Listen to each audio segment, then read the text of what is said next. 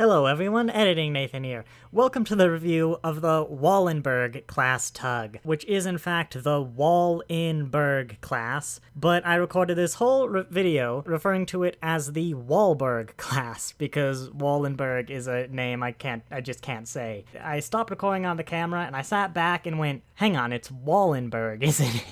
So, I just want to say that now, so before you, rush into the comments all angry, about, oh, I can't believe they mispronounced it, just, how about you go to the comments and you just post, oh man, I really loved your review of the Wallenberg class. Just so I can still get all the, boosts of having comments on my video, but I don't have the same, weekly shame, like that time I miscalled a chess piece for an entire video. I misnamed it, and I still get comments about that, so enjoy the review of the Wallenberg/Wallenberg class vessel. Hello, and welcome back to the definitive Starship review series without access to a proper table, where today we're viewing the Wallenberg Class Tug. Skipping ahead a little bit in the Universe collection. Basically, as you might know if you've watched a lot of my videos, I've been in college, I've been living in the dorm, but I haven't wanted to mess around with, the subscription stuff,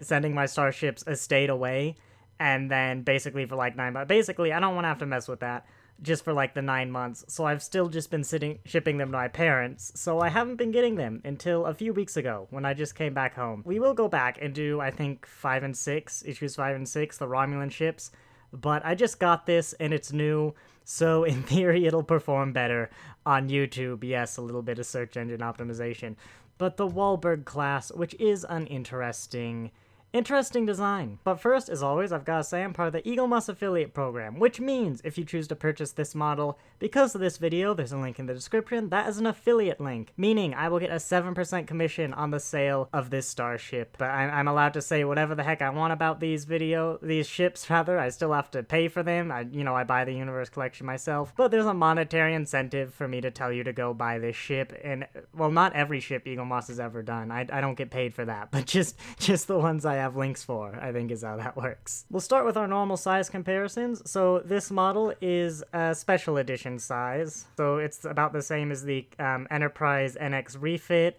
as well as the Defiant, just going about my room. The Akira is a good length comparison.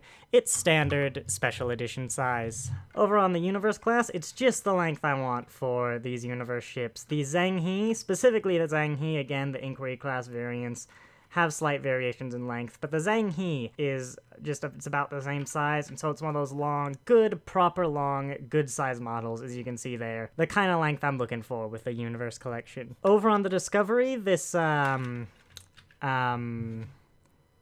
see, Baffle, that's my point. This class is the perfect size comparison, but I know for a fact Discovery Klingon ships do not sell. So it is also almost, but not quite, the length of, I think, is this the Nimrod class? The Fornacell big Section 31 ship is a decent size comparison. So yes, the Wallenberg class, I think this is interesting to me because I think it's modern Star Trek, at least in the vein of Eaglemoss. I think it might be their first kind of random background nothing ship, and especially such a big model. Because Picard as a whole was really bad at actually showing us the ships. Discovery was pretty good. We got a general sense, I think, of all the ships. Maybe not some of the Klingon ones, but in Picard, we don't get a great view of all the ships, but a lot of them will come up a lot. The different Romulan types, the La Serena, of course. But the Wallenberg was just kind of like a blur down there. It was designed to be, we just need a ship to hang around here. So it's not really a design where, when I saw it in the promotion, the Wallenberg class, my reaction was the what? And I don't recognize these ships, and I see the frames of, Ida Utopia Planitia. I'm oh, I guess it was in the show.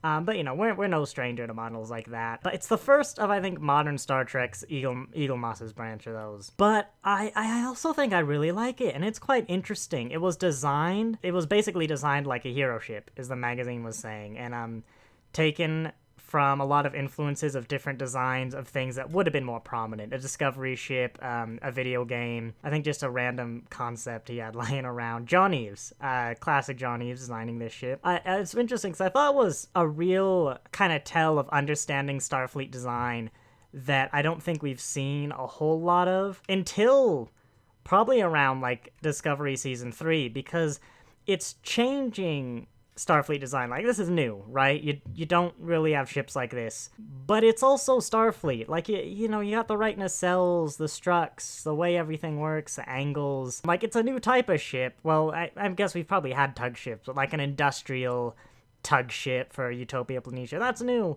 But like, it's got Starfleet in everywhere that matters, but obviously mainly in this head bit, it's different. But it's different in like a, Starfleet way, in like the same way you'd look at the Defiant, or even earlier back, like maybe the Miranda class, and you'd be like, oh yeah, well, that's Starfleet, you know? So it was very interesting to read in the magazine that, actually, I'll get it. It started out very traditional. I know I don't normally go to the magazines, and you can see there where they just, like, basically chopped off the saucer section, and changed the red a little bit.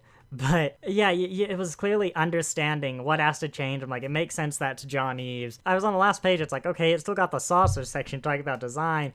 And he was like, oh yeah, he was surprised when he watched the show to find they just chopped off the saucer. And I was like, oh, that's interesting. But yeah, whether it was accident or like wanting to be different and it just worked, or someone they did an interview was like, you know, I bet it still works if we chop off the saucers. I really like this, the little Wallenberg class. For its just being one of those different but Starfleet. Like, different in all the superficial ways, but at its core Starfleet. Even down to, like, the orange, the color scheme. Like, it's so unusual. There's no other ship that really looks like this. But, like, yeah, it's a Starfleet ship. So let's take a closer look, because there are some interesting things as well. I quite like these nacelle designs, painted on everything. There's no transparency bits, but kind of these weird angular... Well, you can see them. I don't really know how to describe them, but I quite like the black, orange, and then the blue. Just that weird, interesting color scheme. Small thing to note is that if you look at this model directly head-on, you can see those nacelles are slightly bent. They make a triangle, like a little pyramid. Looking at the magazines head-on, that doesn't seem to be intentional, and it might just be this model.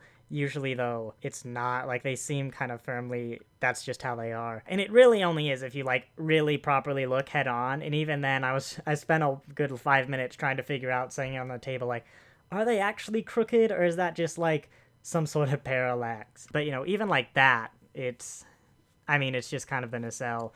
But that's something to keep aware of. Your registry down on the little cargo connectory bit, I don't know what to call it. This ship doesn't have its name. Like, I believe the Akira class doesn't actually have a name anywhere. This is its registry, which kind of makes sense because it's not really a Starfleet ship. It's kind of like a Utopia Planitia ship. And I mean, it's gotta be Starfleet, but, you know, just kind of a different division of Starfleet. It does have this weird kind of observation-y thing to see what's going on, right? But I don't really get it because it faces this, which is a docking port as far as I can tell, which I guess, like, yeah, you'd kind of want to make sure this docking procedure goes well, but also, like, flying a little... Why is your docking port there as opposed to, like, here or here or here? Like, I'm not really sure about this. There doesn't seem to be a shuttle bay. It might be up there. The camera's I have a hard time focusing. It might be up there. It might even be this down here. I like the little grates on either side of the docking port. But it's kind of weird, this little bit. I don't really understand it. Some sort of fluidy tanks. Fluid, gas tanks, whatever. Which is, yeah, another just greeblies, really. You do have this interesting detail on the front, kind of the graded...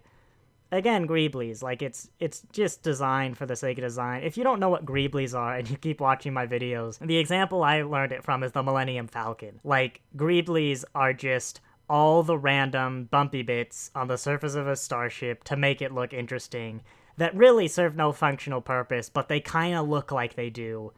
That's a greebly. Everything that the original Enterprise is not with its smooth hull, is agreeably. Going back to the topic at hand, you've got interesting little bridge bit, which I don't know, like that alone, see, if you get rid of everything down here, if you just look at this bit, like that's not a Star Trek ship, that's like an evil, I don't know, a Cylon ship. I've never seen, is that Battlestar Galactica? Oh god, people are gonna get mad at that. But like that's kind of the evil robot ship, or like even his face, right? Like some weird evil platypus aliens. Now it's a Starfleet ship. It's so like there's this weird angle. I don't know, I really like this ship, just interesting. But yeah, that's your little bridge section with your viewpoint, kind of for scale. This weird little fin bits, just to add a little bit of detail, I don't know. I feel like as I'm looking at the individual bits, I'm kind of making fun of critiquing them a lot. But it's interesting, because it's like, yeah, no one watched Picard and went, oh, those Wallenberg Class Tugs, like, oh, amazing. So, like, it doesn't really register as that being from the show. I mean, I've kind of seen it in the reference image so many times. I'm like, oh yeah, and it very obviously is. I might try and throw the image up, like, it very clearly is, in the show. But it's so interesting. Like, I quite like it. I'm quite happy to have a model on it. I can see, now that it's in my hand, why they did this model. Like, quite frankly, I'm kind of in the position of every model of Picard we get is an extra month until I get the Discovery Season 3 models, which I'm really looking forward to. I'm hoping they can really get that sorted. But no, I'm really happy with this model. It might be one of my favorites in the Universe collection, which isn't saying much, admittedly, but just for being different, but in the way that works. You've also got little Impulse, which really blend into the orangey coloring, but they are there, little graded Impulse. Something that might be a shuttle bay, but also kind of just looks like a door. Maybe like its entrance to the cargo pods, if that's how they dock in there. That would make a lot of sense, actually. Yeah, I mean, it really depends on almost how much of a completionist you are. Maybe how much you really love Picard. Because, you know, if you're buying this ship, it's either because you really think this ship looks interesting, or you're doing the collection, because it's the background blur.